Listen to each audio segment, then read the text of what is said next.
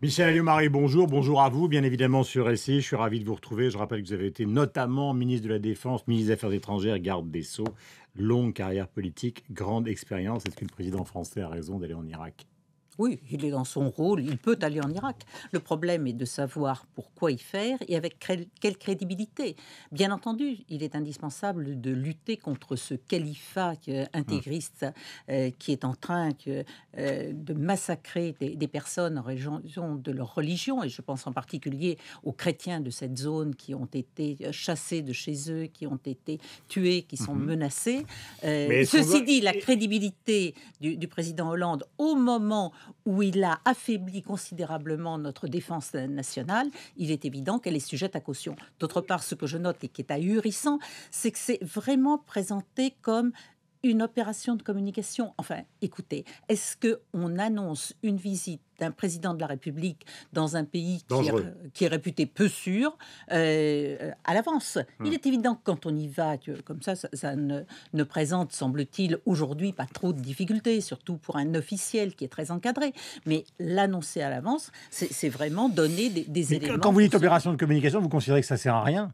Non, c'est pas du tout ça ce que je vous dis. Je vous dis, bon, il est dans son rôle normal, et je dirais, pourquoi pas. C'est normal qu'il y a... Mais en revanche, pourquoi faire 3 jours à l'avance une annonce de son déplacement? J'ai plein de questions. Est-ce que Alors, d'abord, vous vous associeriez, conditionnel évidemment, parce que vous n'êtes pas au pouvoir, mais est-ce que vous associeriez à des bombardements avec les Américains? Les Anglais ne le font pas.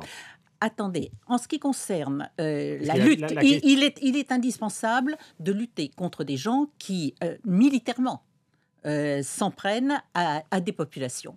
Deuxièmement, ce que je dis, il faut faire extrêmement attention parce que nous sommes dans un cas de figure bien connu où il y a un risque d'amalgame. Et il faut faire très attention à ne pas rentrer dans le jeu des terroristes qui voudraient créer les conditions d'un conflit entre monde occidental et monde musulman. Je dis donc que s'il doit y avoir des actions militaires, y compris des frappes, il faut que des pays musulmans modérés s'associent à cette coalition. Et c'est le cas? Sinon... Vous avez l'impression que c'est le cas aujourd'hui? Aujourd'hui, je n'ai pas l'impression que ce soit le cas. Donc les conditions politiques ne sont pas réunies autour des propositions Obama. Je ne sais pas ce que fait M. Obama qui parle d'une grande coalition. Est-ce que cette grande coalition inclut ou non des pays musulmans? Ça, c'est un véritable problème. Et moi, je dis, il faut faire attention à ça. Sinon, et les Américains feraient bien de se souvenir de ce qui s'est passé pour l'Irak. Sinon, il y a effectivement un risque que l'opinion publique musulmane, modérée, même avec ceux qui sont considérés comme des terroristes. Exactement, parce qu'ils auraient l'impression que c'est une volonté du monde occidental de tous les montrer du doigt. Les Anglais ont été clairs, ils ont dit non. Pourquoi nous, on n'exprime pas justement un point de vue clair? Parce que c'est finalement une situation qui est assez prévisible et à laquelle les états-majors que vous avez pu connaître, ou les diplomates aussi, ils ont réfléchi à cette affaire-là. Ça leur tombe pas dessus comme ça. Ah ben écoutez, là c'est à eux de le faire. Moi, je ne suis pas, comme vous l'avez dit, en situation de l'être. Moi, je vous fais une analyse objective à partir des éléments que je connais. Il est évident que je me garderai bien de me prononcer sur des éléments que je n'ai pas. Moi, ce que je vous dis simplement, ce sont des principes, c'est-à-dire que dans une opération comme celle-ci, je dis... Pourquoi pas décider une opération militaire? Et vous savez que d'une façon générale, je suis très hostile à ça. Mais il y a des conditions à cela. La première des conditions, effectivement, c'est que ce ne soit pas... c'est que ce sont des conditions politiques. La deuxième condition, c'est également de savoir ce que l'on fera après. Parce que la situation actuelle... il y a une conférence à Paris. Il y a une conférence à Paris au début de la semaine. De cela, oui, mais il faut aller bien au-delà de ça. Le problème vient de la guerre d'Irak, où nous avions dit aux Américains que faire une opération là-bas sans tenir compte des rivalités entre les sunnites, les chiites, les kurdes, les tribus, c'était s'installer dans une grande instabilité. Nous en voyons le résultat aujourd'hui. Si c'est pour faire la même chose, alors effectivement, ce ne sera pas un bon travail. Votre successeur, Jean-Yves Le Drian, parle d'une opération militaire en Libye. Il dit un moment, il va falloir intervenir parce que c'est une poudrière terrible. C'est une poudrière, ça je n'en doute pas. Nous voyons effectivement qu'il y a de très nombreux morts depuis. Moi, simplement, ce que je dis à Monsieur Le Drian, comme je le dis à l'ensemble du gouvernement, vous voulez intervenir partout et dans le même temps, temps, vous avez diminué le budget de la défense, vous avez réduit les effectifs et On va vous en parler ne de ça. donnez même pas... Non, Oui, mais est-ce que attendez, c'est opportun sur le plan diplomatique. Mais attendez, vous ne faites pas une opération quand vous n'avez pas les moyens matériels de la faire. Donc, ce Or, matin, nous sommes encore enlisés au Mali, nous sommes encore en Centrafrique, alors qu'on nous avait dit que nous y allions que pour 3 mois. Il y a des opérations qui continuent. On veut intervenir en Irak ou être présent en Irak, faire des opérations supplémentaires. Moi, je le dis très clairement, j'estime que la France, aujourd'hui, a dépassé ses limites et ses capacités d'intervention militaire. Si je vous pose ces questions-là avec les réponses que vous me faites, c'est aussi parce que beaucoup d'analystes tiennent le raisonnement suivant. C'est-à-dire, ils disent, au fond, c'est de Libye que descendent une grande partie et de l'argent et des armes et de la contestation qui a alimenté les conflits au Mali, en Centrafrique. Donc, ils disent, si on ne tape pas en haut, on continuera à avoir des problèmes en dessous.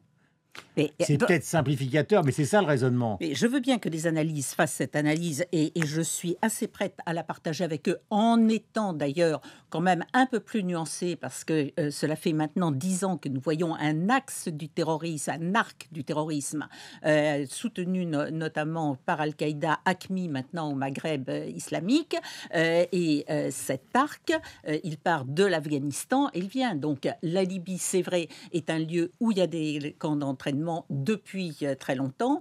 La Libye est un endroit où les armes qui avaient été distribuées pour lutter contre les troupes de Kadhafi ont été récupérées par d'autres et aujourd'hui viennent servir contre nos propres militaires. Ceci, c'est une réalité. Mais encore une fois, on ne décide pas des opérations quand on n'en a pas les moyens et il était totalement irresponsable de la part de François Hollande d'avoir diminué nos moyens militaires. Est-ce que vous faites, là on change totalement de sujet, ce matin, grand dossier dans le Parisien, donc sur le retour de Nicolas Sarkozy. Est-ce que vous faites partie des gens à droite qui attendaient ce retour avec impatience ou pas? Écoutez, moi... Vous avez toujours une certaine forme d'autonomie.